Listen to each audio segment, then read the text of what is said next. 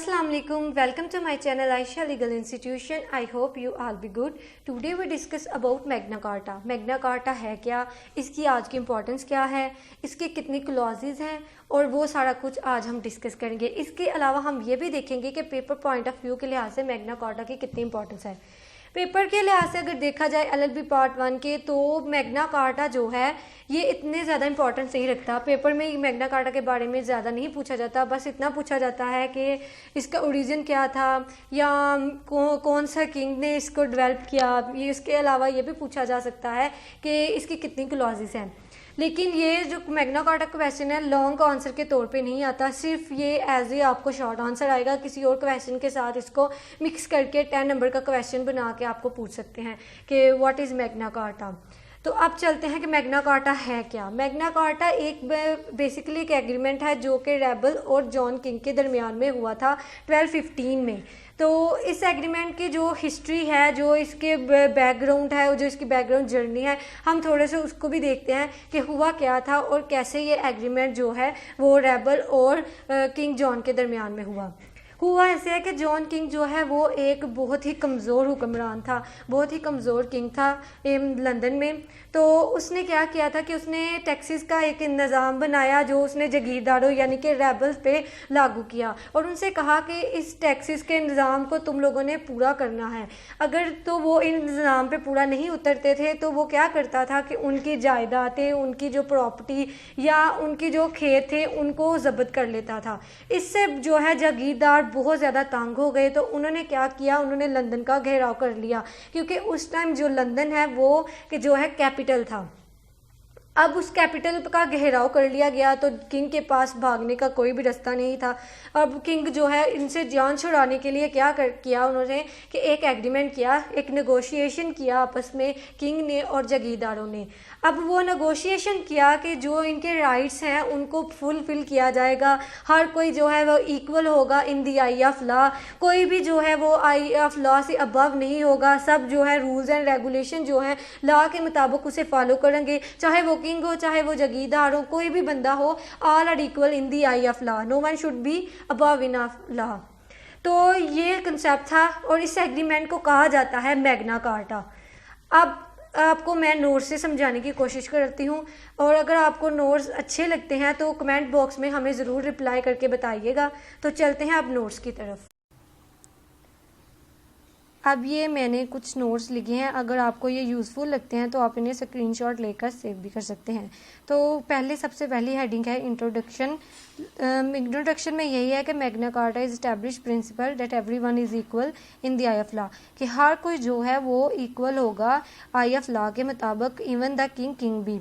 And guarantees is right of individual, कि ये guarantee देता है किसकी, इंडिविजुअल्स के राइट की। उसके बाद Magna Carta is a royal charter of right agree to by the king John of England, मतलब ये जो चार्टर है राइट्स का किसने एग्री किया था, किंग जॉन ऑफ इंग्लैंड ने।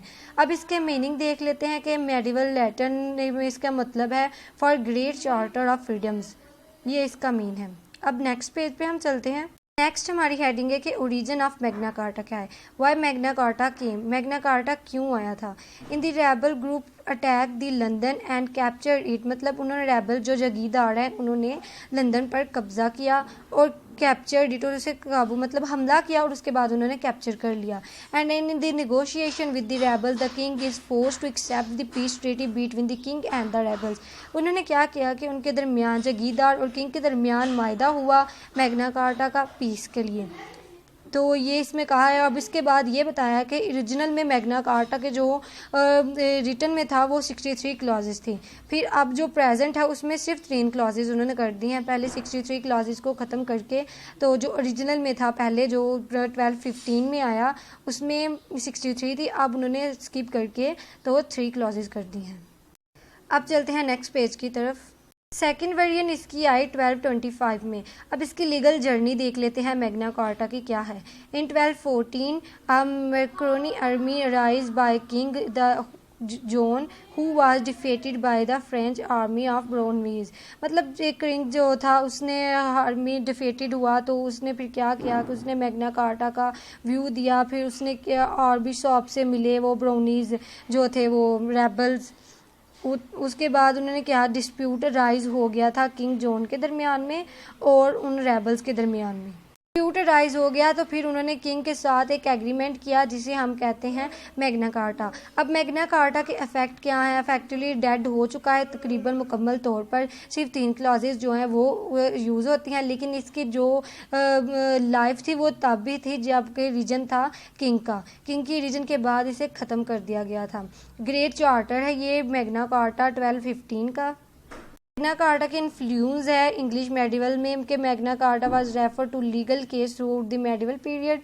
For example in 1226 the Knights of Launchley agreed that their local sheriffy was changing customary practice regarding the local courts। उसके बाद हेडिंग है कि मैग्ना कार्टा मैटर टुडे। आज मैग्ना कार्टा की जो importance है उसके बारे में बताएं।